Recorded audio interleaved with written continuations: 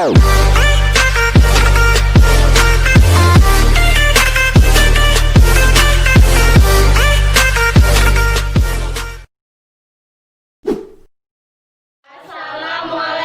warahmatullahi wabarakatuh. Perkenalkan, nama saya Triani Setiawati. Perkenalkan, nama saya Maesa Putra Erlangga. Perkenalkan, nama saya Selviriani. Perkenalkan, nama saya Yulianti. Perkenalkan, nama saya Siti Nur Aziza. Perkenalkan, nama saya Muhammad Raihan. Perkenalkan, nama saya Maulidia Ervina. Perkenalkan, nama saya Tri Ananda. Di sini kami akan melakukan percobaan mengenai laju reaksi.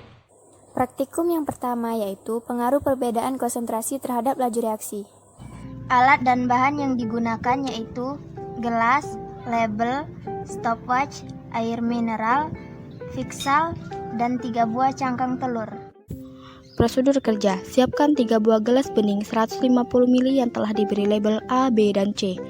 Masukkan cairan porselen atau fiksal ke dalam masing-masing gelas dengan perbandingan gelas A berbanding fiksal 30 ml dan air 0 ml.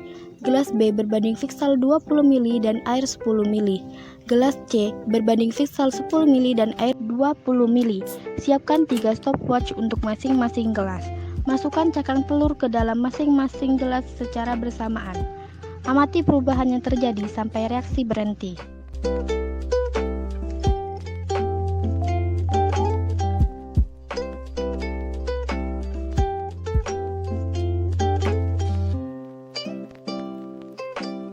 Data hasil pengamatan gelas A, perlakuan fiksal 30 ml berbanding air 0 ml. Waktu 46,82 detik. Hasil pengamatan mengalami reaksi busa paling banyak. Gelas B, perlakuan fiksal 20 ml berbanding air 10 ml. Waktu 46,46 detik.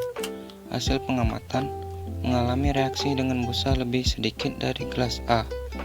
Gelas C, perlakuan fiksal 10 ml banding air 20 ml. Waktu 47,10 detik. Hasil pengamatan mengalami reaksi paling sedikit.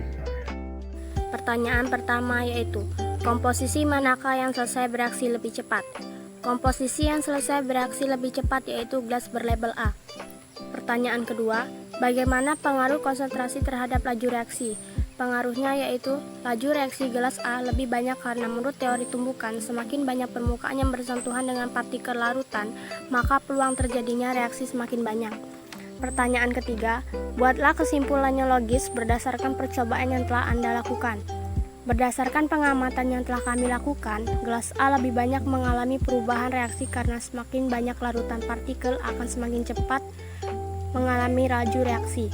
Sedangkan gelas C sangat sedikit mengalami perubahan reaksi atau laju reaksi karena jumlah partikel dalam larutan lebih sedikit dibandingkan gelas A. Praktikum yang kedua yaitu pengaruh perbedaan suhu terhadap laju reaksi.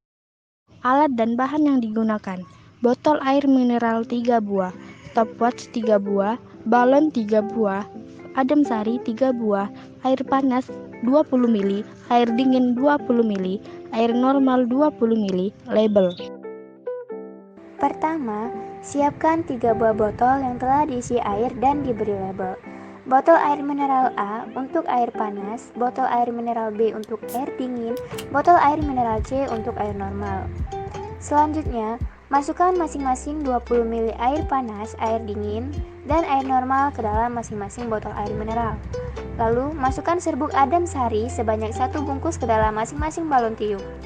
Pasang balon tiup pada mulut botol air mineral tanpa membuat adem sari jatuh ke dalam botol air mineral yang berisi air. Selanjutnya, siapkan stopwatch untuk masing-masing botol air mineral. Lalu, tuangkan secara bersamaan ketiga serbuk adem sari ke dalam botol air mineral sambil dinyalakan stopwatch-nya. Hasil percobaan. Botol A, jenis air panas. Waktu 1 menit, 9 detik. Hasil pengamatan, adem sari akan lebih cepat larut ke dalam air panas. Botol B, jenis air dingin.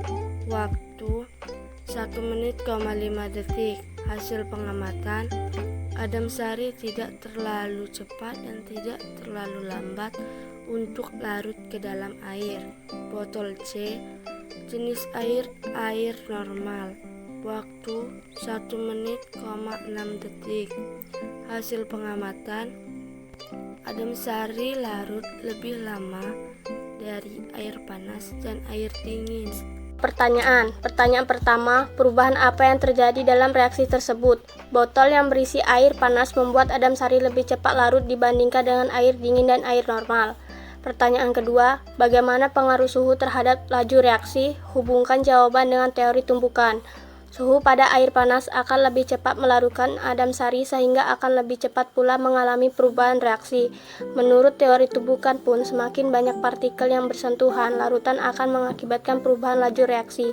Begitu pula dengan suhu, semakin panas suhu, larutan semakin cepat mengalami laju reaksi. Pertanyaan ketiga, buatlah kesimpulan yang logis berdasarkan percobaan yang telah Anda lakukan. Menurut pengamatan yang telah dilakukan, air panas lebih cepat mengalami laju reaksi dibandingkan air dingin dan air normal. Jadi, suhu termasuk salah satu pengaruh atau faktor terhadap laju reaksi.